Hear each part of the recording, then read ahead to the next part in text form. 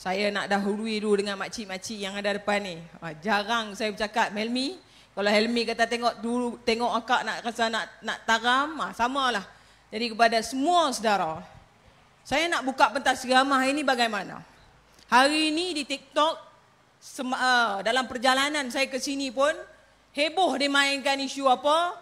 Sanusi dizalimi. Helmi kata tadi jangan bagi publicity kepada Sanusi, tapi malam ni saya nak jawab kepada saudara Sanusi.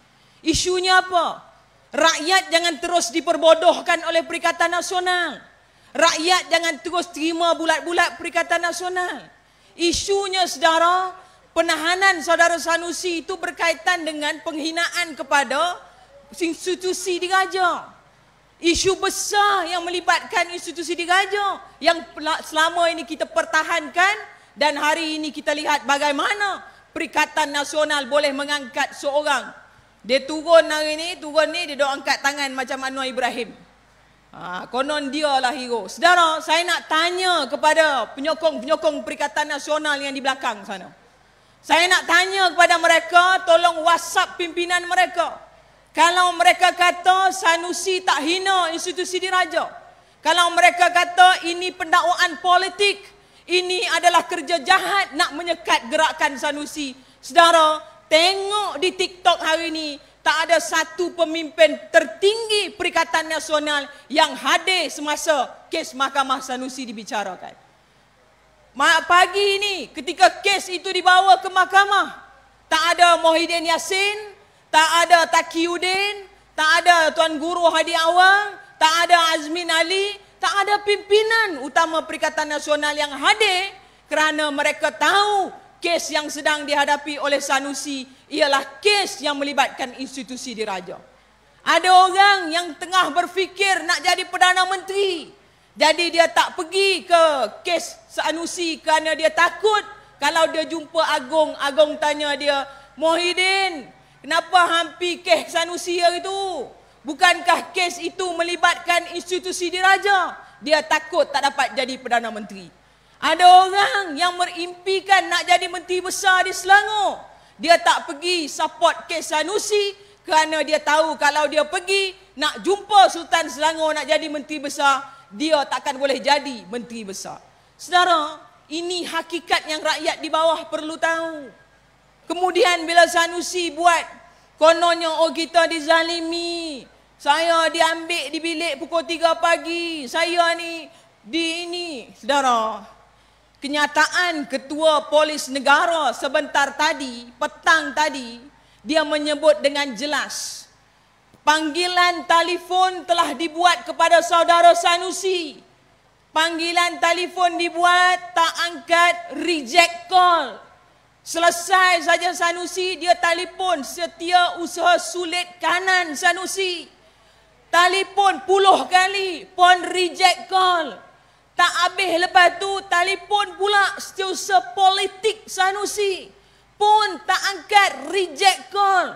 Pakcik, ni saya nak tanya, Sanusi tu Panglima Perikatan Nasional. Ni Panglima apa tak angkat telefon lari pada polis ni? Ni bukan Panglima, saudara. Ni nama dia pahlawan, dia dapat upah baru dia boleh lawan. Ni tak, kalau Panglima ni, saya anak jantan, saya akan hadir ke mahkamah esok. Itu baru Panglima. Ini saya Panglima, saya Panglima, saya Panglima. Telefon ni reject call. Saudara, negara ini akan terus dimomokkan dengan pelbagai perkara. Nak masuk pilihan raya, mereka akan bawa cerita apa? Oh, gula tak ada. Ekonomi menggila. Saudara, setakat semalam kita semak, mata wang ringgit Malaysia semakin meningkat daripada kedudukan asal dan telah melonjak 1.31% daripada yang sedia ada. Maksud dia apa, pakcik? Ringgit Malaysia sekarang tengah melonjak. US dollar sekarang sedang menurun. Kalau nak cerita pula soal KDNK negara, Malaysia berada pada tahap 5.6%, saudara. Nak banding dengan Indonesia 5.0%. Nak banding dengan negara China 4.5%. Maknanya negara ini sedang dipacu dengan baik.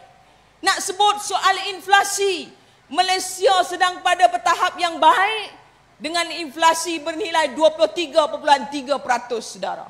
Ini satu lonjakan yang baik dalam soal ekonomi negara. Bagaimana kerajaan perpaduan di bawah gabungan ini sedang melakukan yang terbaik kepada rakyat dan masyarakat. Pagi ini juga kebetulan saya pergi beli ayam di pasar. Adalah seorang walaon pun dia beli ayam juga. Kebetulan bang dia sembang dengan kawan-kawan yang ada dekat pasar tu. Saya duk beratur nak tunggu giliran. Dia kata ni sekarang ni bawah PHBN ni mahal dah harga. Ni dah tak ada madani dah mahal ni kata dia. Dia pun duk labun dekat situ pakcik oi. Mahal lah ini apa-apa sekali ayam dia siap potong. Bang ayam siap ni dia pun ambil. Dia pun keluar RM15. Nah ni macam harga semalam dia kata. Tiba-tiba peniaga tu kata, bang, Zat. Semalam 15, hari ni dah 11.5. Dia pandang orang hak dia labun tadi, dia tengok harga ayam tadi. Dah murah ke sekarang? Pakcik, last saya cek harga ayam tadi turun kalau di Maidin RM8.90. Kalau di pasaran luar RM11.50 sekilo. Peniaga ayam beritahu saya, Aisyah beritahu kepada rakyat, harga ayam semakin menurun. Minggu ni saja dah turun 70% di bawah kerajaan perpaduan. Maksudnya apa saudara? Ada benda yang kita buat, ada apa yang kita sebut. Bila ni soal ni, oh ini minyak tak ada, minyak paket tak ada. Pakcik, jangan pernah lupa peristiwa yang tercatat di dalam sejarah yang menyaksikan 60,000 kilo minyak masak paket dicari oleh rakyat Malaysia tetapi akhirnya tersembunyi di bawah anak ketua pembangkang di bawah Perikatan Nasional Hamzah Zainuddin. Ini cerita yang tak boleh dipadam, saudara. Ini fakta yang harus disampaikan kepada rakyat. Seluruh rakyat dan masyarakat kena ingat satu, saudara. Masuk pilihan raya, jumpalah rakyat seramai mungkin. Beritahu pada mereka, negara ini sedang dibangunkan. Kena ingat, kita mewarisi negara ini daripada mereka yang pernah jual minyak masak 1 botol RM49.